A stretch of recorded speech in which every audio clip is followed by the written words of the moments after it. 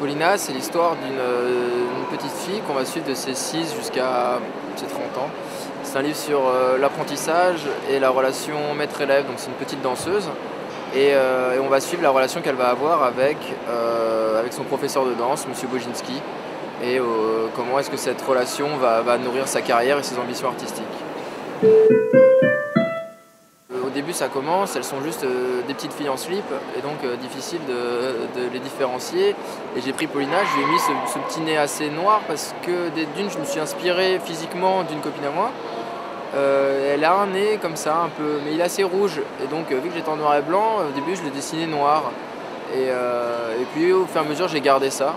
Ça aurait pu être un autre code graphique mais pour le coup j'ai gardé. Mon père illustrateur, peintre, tout ça, m'engueulait parce qu'il me disait mais c'est pas possible, vire-lui, ça lui fait un nez d'un nez de chien ou je sais pas quoi. Et au fur et à mesure, au début elle avait le nez tout noir, donc après j'ai juste gardé le sommet du nez et puis ça fonctionnait. Ce que je voulais, c'est que Paulina ait vraiment une gueule. Contrairement à d'autres de mes personnages, par exemple la nana dans le goût du chlore ou des choses comme ça, ou des personnes comme ça, ils ont des visages sont, on va dire, peut-être plus passe-partout, on va dire. Et là, Paulina, le fait qu'elle ait ce nez un peu noir, les oreilles décollées, des grosses lèvres, une mâchoire qui soit cassée sur les côtés, avec un long cou, bref, je trouvais qu'il y avait quelque chose. On pouvait la voir de manière très jolie, elle pouvait être très jolie comme elle pouvait être beaucoup moins jolie. C'est ça qui me plaisait. Au début, il fallait une technique avec laquelle je serais assez souple pour raconter 200 pages et surtout pour pouvoir mettre en scène la danse. Sur mon blog, j'utilise cette technique-là où c'est juste de la grosse brosse Photoshop et qui me permet d'aller assez vite. Donc, je me suis dit, je vais prendre cette technique-là. Comme ça, je ne serais pas obligé forcément d'entrer dans les détails et je pourrais juste faire passer le mouvement de case d'une case à l'autre. Parce que je pense que rendre le mouvement sur une seule case, c'est assez difficile et grâce à la BD, on peut arriver à le faire sur plusieurs cases, juste avec des séquences d'images. Et j'ai donc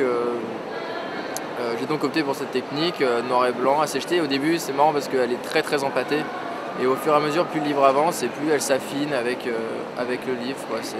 Elle suit un peu les mêmes évolutions que Paulina.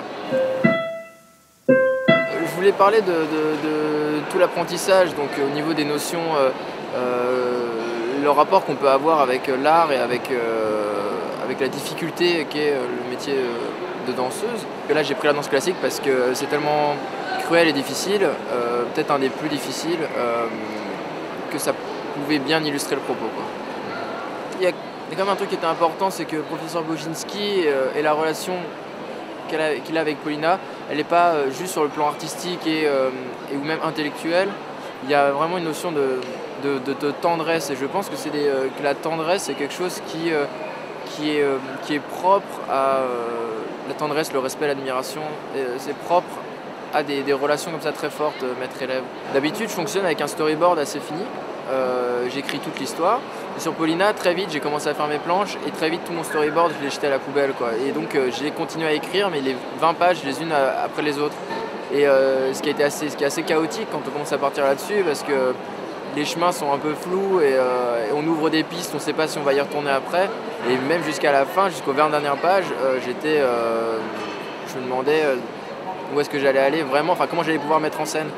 Donc ça a été, j'ai passé de longs moments à vraiment à me poser des questions pendant 1 an et demi où je l'ai fait, j'ai pas validé un scénario et après j'ai fait tout l'album. Ça a été de l'écriture pendant 1 an et demi, quoi. J'ai fait lire les premiers passages à Merwan, avec qui j'ai fait l'Empire, à Bertrand Gatignol, qui aussi ont travaillé chez Dargaud et tout.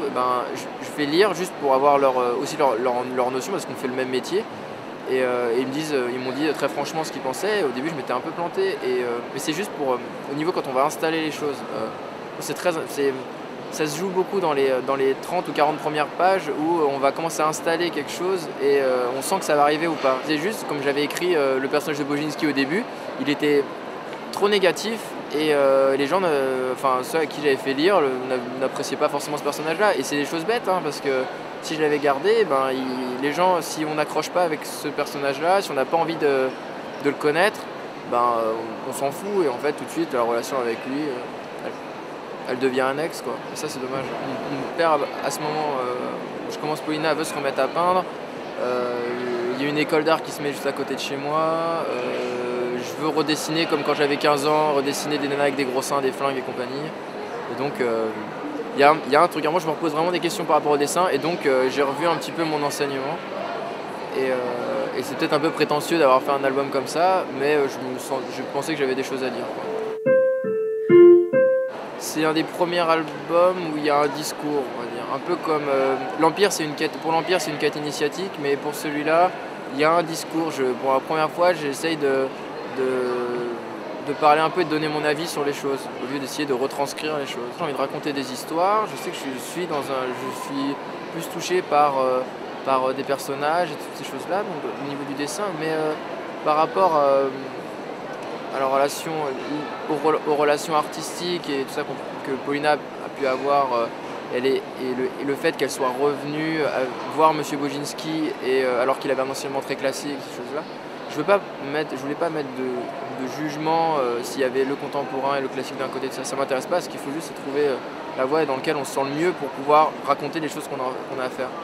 Et ça, c'est ce qui me plaît le plus. J'ai jamais aimé les gens qui parlaient de style ou de choses comme ça, ou de mouvance. Mais j'aime bien ceux qui disent, bah, tiens, j'ai envie de raconter cette chose-là, et pour le raconter, quel est le meilleur moyen que j'ai, quoi. Et si demain, il faudra que je fasse... demain, je dois faire une BD abstraite, bah, et si c'est vraiment par rapport à mon propos, c'est ça que je dois faire, et ben je le ferai, quoi. À Paulina, je suis assez content parce que c'est vraiment la voie que j'ai envie de prendre aujourd'hui, qui est de créer des personnages, de dire que Paulina elle existe, et quand je la dessine en dédicace, et ben je dis c'est Paulina.